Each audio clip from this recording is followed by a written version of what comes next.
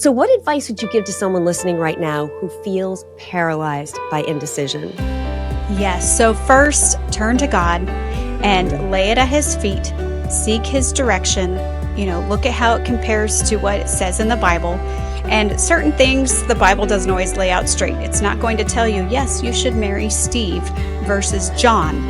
But there are other John. Things. Okay.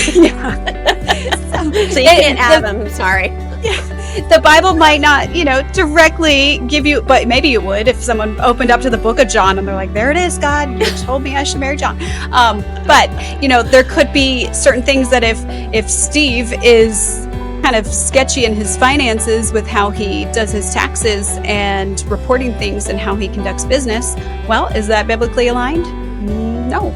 So, there could be things that might not be clearly written in the Bible that are other ways, the Bible refers to. So just turning to God first and releasing the fears to Him. Hey friends, and welcome back to the Higher Pursuit podcast. I'm your host, Cecily Lachapelle, and today we are diving into part 2 of my conversation with decision coach and podcast host, Lauren Black. If you missed part 1, I highly recommend you going back to listen to it because Lauren shared so vulnerably about her battle with perfectionism and how it kept her trapped in a cycle of overthinking and fear. Her journey from indecision to clarity is so powerful, and it's one that so many of us can relate to. In this second half, we go even deeper into the how to move forward when you're feeling stuck, how to invite God into your decision making, and how Lauren's SAIL, S-A-I-L method can help you anchor your choices in truth, not pressure. We also talk about the role of prayer, journaling, and faith in learning to trust God with both the big and the small decisions. It's real, it's practical, and it's full of wisdom.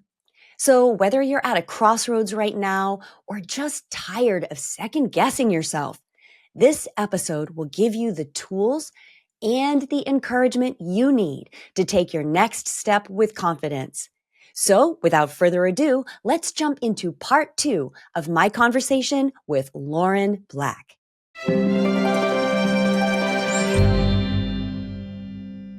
I love that. So let's talk about the SAIL method and anchored decisions. And so at what point did you realize the process that you were developing for yourself could help others? Or did you know that right from the start? Well, that was part of the calling. When God gave me the theme of helping people with decisions, He was like, you need this for you. And there are other overthinkers like you that need this as well. So all along, I knew that this was the framework I needed to build. And funny story, at one point I had listened to a podcast. This was way before getting into decision making. I listened to a podcast that said 3 steps to better decision making. And I was like, yes, I need this. So I got out my pen and paper, was ready to take notes. And the girl goes, step 1, decide. Step 2, commit. And I was like, wait. Go back to step 1. Like, not everyone can just decide. That's what I need the most help with. And so I was like, I need to create a framework that helps those with my brain to be able to make that decision confidently and feel good about it. Yeah. And so that is how I came up with the SAIL method, and that's SAIL. And I don't know if you want me to dive into, the acronym and what it stands for. Go for it. Okay. So the SA is your self-awareness. That's the foundation, as I had mentioned, the passions, your personality, your preferences, priorities. So you really have to know yourself well in order to make decisions. And I found that if you ask someone, hey, do you know yourself? People would be like, of course I know myself. But when you sit down and think, okay, if you have this option A that conflicts with this option B that you thought were both priorities, which one do you choose?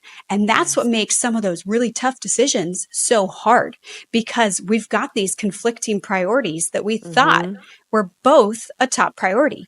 So you really have to get to know yourself and what is the order of your priorities. What do you really care about? And what are your long-term goals, desires, passions, so that you're not just living for what feels good in the moment, but you're Mm-hmm. looking at the repercussions of your decisions and how they'll play out long term. So that Yeah. self-awareness is just the foundation. Really get to know yourself well before moving on to the I, which is impact. So you want to look at how does this decision impact different areas, key areas in your life. So we look at financially, relationally, emotionally, physically, and spiritually. And you Mm. want to make sure you can check off all of those boxes to make sure that things make sense Wow. and just be aware. Sometimes we might think through some of the finances, but you don't look at the long term repercussions or what all it affects. You know, buying an older house, you might look at the character of the house and say, oh, it's so cozy, it's so nice. But there might be a lot more maintenance issues with a lot older of a house than a new house. And Mm. so there's things that down the line, you want to make sure that you've got all those finances calculated out and that you're not just guessing. Sometimes we might think, oh, well, if I go back to work, and I've got little ones at home that I'll just put them in childcare. But sometimes childcare is more expensive than what you'd be bringing in. And so Right. financially, it might not make sense. So you really want to take a good look at those impact zones, get a reality check, and just be aware, even if it's something that it might be an obstacle you're willing to overcome. It might not be a non negotiable make or break thing, but you need to be aware of it and you need to look back at that self awareness foundation and say, okay, am I willing to overcome this? Am I willing to put up with the emotional stress of that option? And Mm. and then That's finally, good. some people actually come up with their decision in the SA and I section because you've laid that foundation, it becomes clear. But for those Mm. really tough decisions and those who are extremely overthinkers, then you rely on the L, and that is your litmus test. So the final Mm. test is to look at your top priorities and be able to evaluate each option according to how it best fits your priorities. And I have a whole weighted decision scorecard that calculates a numerical score for you based That's off of awesome. what you put value to. And so that way, people who tend to overthink can see, oh, I scored a 600 in this one and a 400 in that one. Obviously, according to what's important to me, this one hits it better, even though sometimes, That's and that's awesome. when we like to go back on our decisions because we start to question ourselves. Like, is that really the better option? But I'm going to Mm. miss this about that option. Right. And so Right. when we can go through the proper steps of this framework and come up with, our priority list and figure out which one is that best option, that helps us then cling to the reasons we chose it and be So able to good. stand firm in what's best for us. I love that. So you encourage people to invite God into their decision-making process. So how and when does that part happen? Yes, so that's actually the kind of prerequisite to the sale method. And Yeah. I start my workbooks off saying, do not even open this until you have prayed through your decision. Like some people might not even need the sale method framework because God might reveal it to you in the prayer time. Now, Yeah. often God gives us the decision to choose, and that's when the Mm. framework comes in handy. But prayer Yeah. should always be the first step.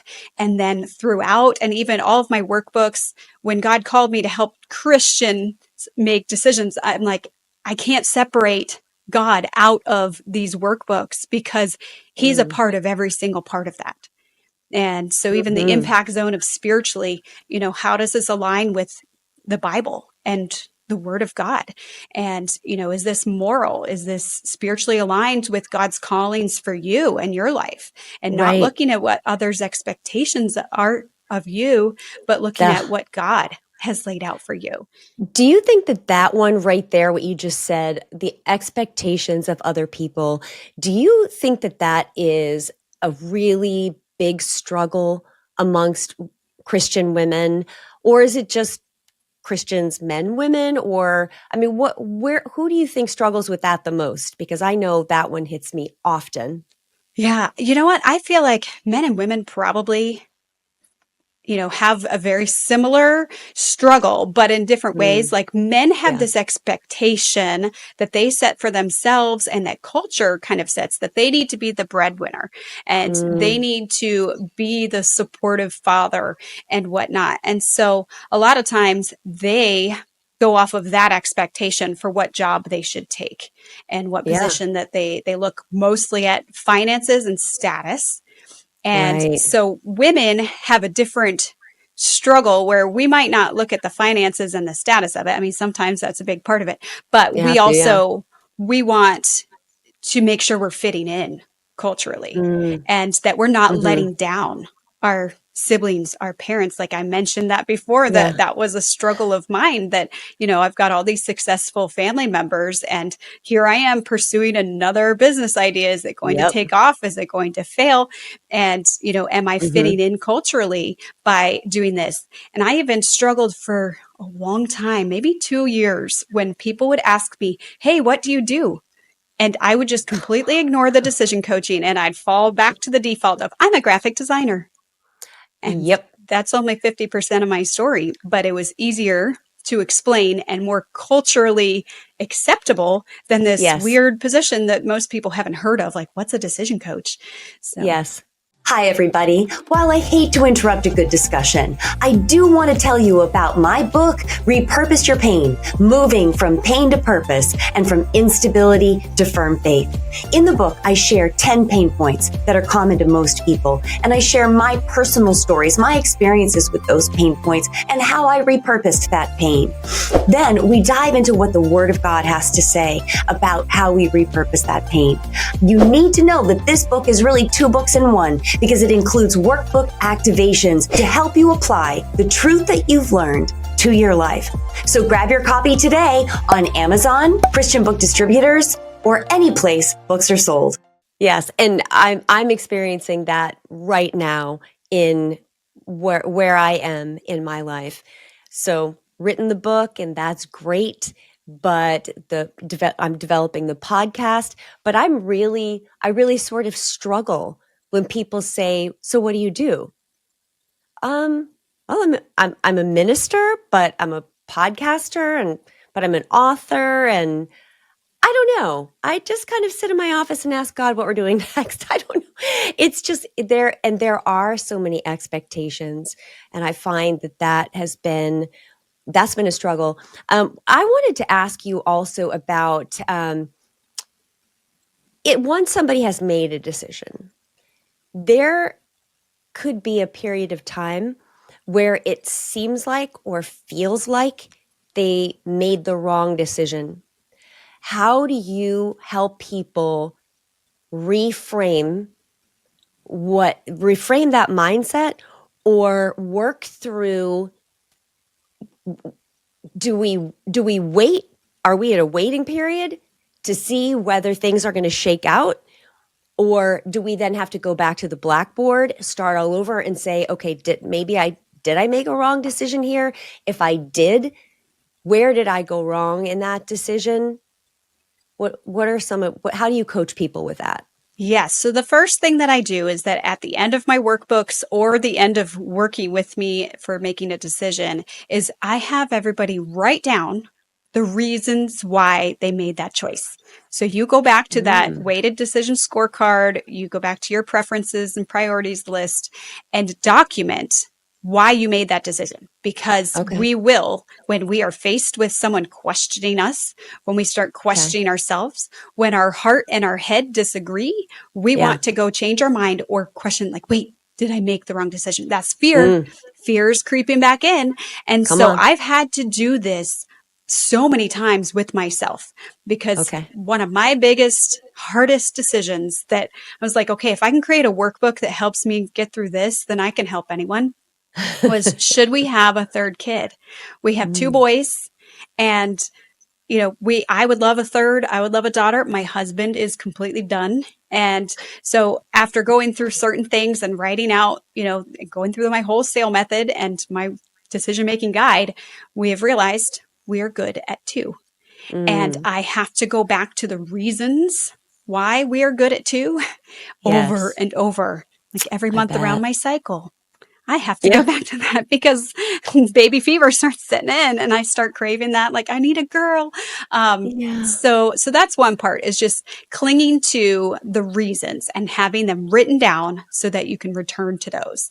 And then Wow. another kind of mindset shift you have to make is realize that other than life and death, most decisions are not permanent. You can reverse things. Now, if you leave your job, will you get that same exact job back? Not necessarily. My brother Right. did it once, but if once he left again, Mm. they're probably not going to give it back a third time. Yeah. Yeah. So, Yeah. but you could find a similar job for someone Hmm. else, and who knows, it could be better. So people get this Right. fear that, like, oh, if I leave this position, I'll never get another position like this. But that's not always true. And that is Yeah. fear speaking to you once again. And so Mm. reset your framework to that. Okay, most things, if you move away, you can move back. If you sell your Yeah. house, there will be more houses you can buy. And some of them do have consequences. If you sell in a, buyer's market and then the economy crashes and you're buying Yeah. in a seller's market, that's kind of, you take a hit there financially, but Yes. that doesn't mean that decision has to be final and forever. So, Yeah. That is yeah. that's great advice. I love that. I love that I'm actually going to do that with some decisions that I have made. I'm going to go back and rehearse what were my whys. I just bought this like sticky whiteboard stuff that it's like peel and stick. And I had it when I was writing the book on my one entire wall of my office. And I took it down because there was a minute we thought we were going to sell our house. And then we changed our mind on that decision and decided we're not going to sell our house. So I had repainted my whole office and all of that. So now the sticky whiteboard is going back up because I'm a visual person. And sometimes to hash out decisions, I have to see it up on the board and I have to be able to erase things. And I just love that I can look over and be like, okay, yep, that's right. Or that's my direction. And I also love crossing things off. It's very gratifying to cross things off my list. So I am going to put that sticky whiteboard back up and I'm going to go back through my whys and cling to those. I love that. So what advice would you give to someone listening right now who feels paralyzed by indecision? Yes. So first, turn to God and Mm. lay it at his feet, seek his direction. Look at how it compares to what it says in the Bible. And certain things the Bible doesn't always lay out straight. It's not going to tell you, yes, you should marry Steve versus John, but I there are married other John. things. Okay. Yeah. So So you can't have him. I'm sorry. yeah, the Bible might not, directly give you, but maybe it would if someone opened up to the book of John and they're like, there it is, God, you told me I should marry John. But there could be certain things that if Steve is kind of sketchy in his finances with how he does his taxes and reporting things and how he conducts business, well, is that biblically aligned? No. So, Yeah. there can be things that might not be clearly written in the Bible that are other ways, the Bible refers to. So just turning to God first and releasing the fears to him. And, Mm. sometimes even with that decision of, should we have another baby or not? One of my friends was like, Lauren, half of these reasons that you had for stopping are just fear based. And that's Oh, true that wow. sometimes God will help you overcome those when you get to that point. It's like you with leaving your job without having a full plan of what's Yeah. next for your ministry. God will provide those things as you go, and he will give Yes. you the strength when you are Mm-hmm. aligned with him, when you have good motives that are not selfish ambition, but when you Mm. are pursuing things that are godly or God pleasing. And, and then if you're still stuck, go through the sale method. I've got a blog post on it. My podcast talks about it. I've got my decision guides that go through it. And that will help you find clarity with confidence that, you're aligned Awesome. with God's will, but also choosing the best thing for you. That is so great.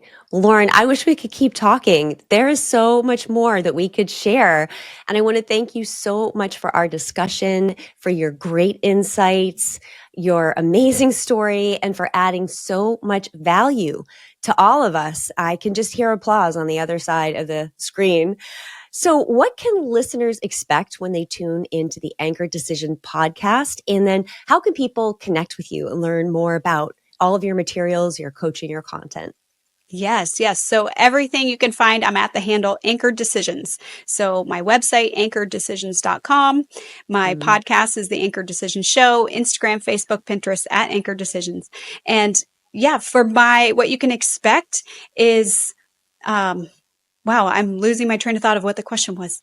What can people expect when they connect with you, and how can When they they, learn yes. more about your Oh, coach decision making resources? yes, yes. Sorry, blanked there. That's okay. It wasn't a So lot yeah, of and questions all what at they once. expect from the podcast too. So yeah, my podcast goes through people's real life decision stories, and Yep. then I also bring in experts on, how to make decisions in their fields. So this week in April, while we're recording, I have two experts coming on about financial decisions. And from a Nice. Christian perspective, and then just stories like yours of, how you decided to quit your job to give people perspective and insight into what other people have done when facing big decisions. And then I also just give Awesome. different tips and psychology based kind of insight into how to become a better, more confident decision maker and just find your path and your purpose with God. That's awesome. Well, guys, remember, I am going to be posting all of Lauren's social media handles and all the ways you can connect with her in the show description. So make sure to share this interview on social media so other people can benefit. And if you haven't already, subscribe to this podcast wherever you're listening to it, whether that's Spotify, Apple Podcasts, YouTube, and you can also join my email list on my website, which is higherpursuitministries.com. And the podcast, as you know, is the Higher Pursuit Podcast. If you could also just take about 5 seconds to scroll to the bottom of this podcast homepage and rate us, that helps us more than you can imagine. The algorithm actually needs to see ratings more than likes in order to promote our podcast to other listeners that are like you that would benefit from this content. And that's the main way that people discover new podcasts. So thanks for taking the time to rate us. It really means a lot. Friends, we are on a pursuit of more of Jesus together. It is the best and the greatest pursuit of our life. And none of us have arrived, right? And my goal for this podcast is always to be offering you something nourishing that is going to strengthen you, that's going to edify you, it's going to build you up, it's going to give you clarity, and it's going to encourage you and even challenge you as you pursue Jesus in the middle of your messy, everyday life. So until next time, everybody, may you walk in the favor of God, and I will see you in the next podcast. God bless.